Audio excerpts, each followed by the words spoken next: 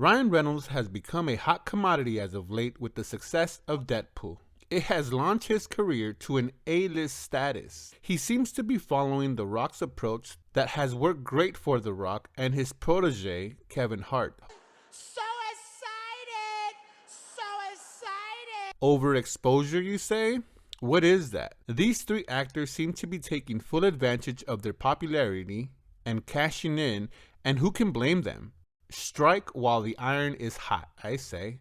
They seem to be self-aware that they have a window and they're taking full advantage of that. Many actors and actresses are afraid that the public will be tired of them from being all over the place. But The Rock, Kevin, and now Ryan are flying against the grain on that notion. Maybe I'm the mindless sheep.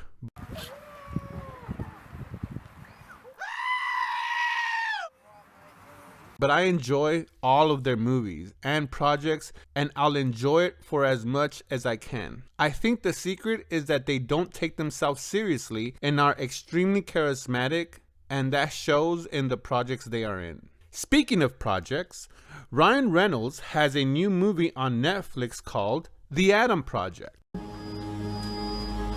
Did you see what I did there?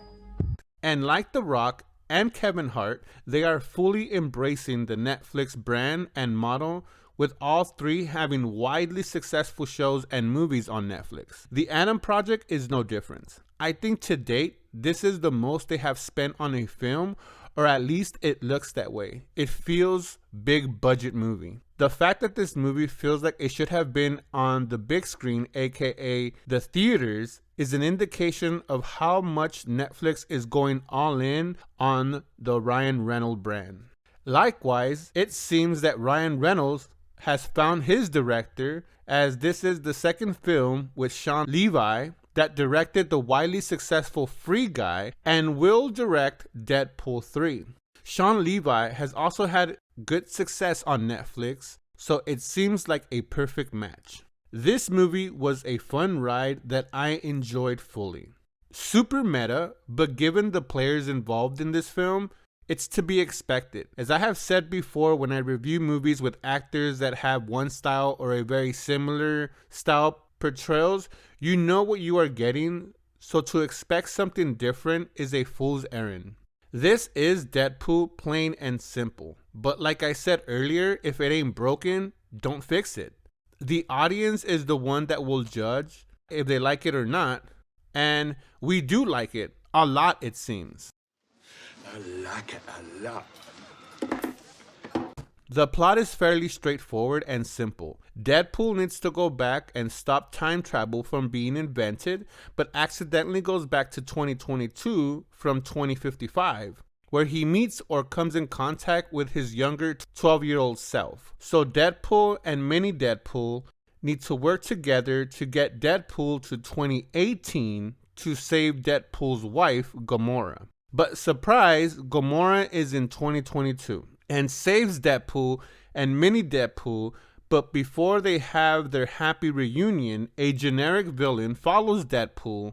This forces Deadpool to take himself and Mini Pool back to 2018 while Gamora sacrifices herself to allow Deadpool to time jump to 2018, where they have to stop time travel from being invented by Deadpool's father, the Hulk. So Deadpool and Mini-Pool and the Hulk need to work together and destroy the machine that the Hulk built to save the timeline and put things back in place that the generic villain tampered with. A bit of Star Wars fighting later, they destroy the machine and kill the generic villain and put the timeline in proper order, and Deadpool and Mini-Pool go back to their respective timelines where everything is as it should have, and roll credits. As I pointed out in the beginning, this movie is just fun. It has no other intention but to tell a fantastical tale that borrows from Marvel and Star Wars heavy. Some might not like it or call it unoriginal, but what is original these days? And for some, it will be an instant turnoff, but not for me.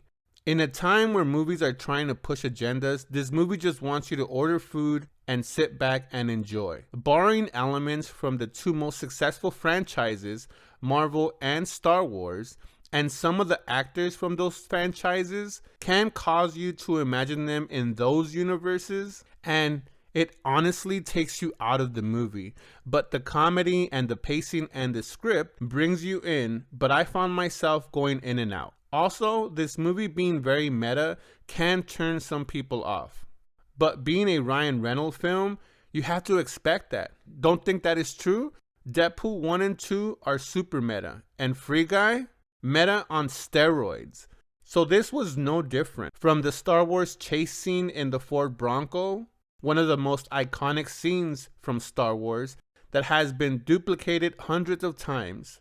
So many callbacks to Star Wars that they even have their own lightsaber. Also, they borrow heavy from the Marvel machine and put a different spin on the multiverse. That seems to be the hot topic these days. And I found it funny, and the movie knows it with the line early in the film where Mini Deadpool talks about the multiverse, and Deadpool replies that they watch way too many comic book movies, basically implying that he watched too much Marvel when he was a kid. Also, when Mini Deadpool said the superhero landing, kinda like how Deadpool made fun of that in Deadpool 1, was a bit too much into the meta.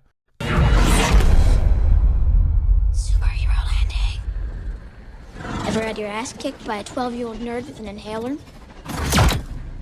Supper time, Spanky. You gotta do a superhero landing. Wait for it. Woo! Superhero landing. Yeah, that's really hard on your knees. Totally impractical. They all do it. Kinda implying that Mini Deadpool is also the actor Ryan Reynolds. Having the Hulk also being the inventor of time travel was super meta, since he was 50% of the developing time travel along with Tony Stark in Endgame. Time travel! What? I see this as an absolute win. Speaking of Tony Stark, Saurian Industries felt very Stark Industries, didn't it? Even the building looks similar to the Avengers campus, but maybe it's just me. But I don't think so. Kinda felt like a spoof on Marvel.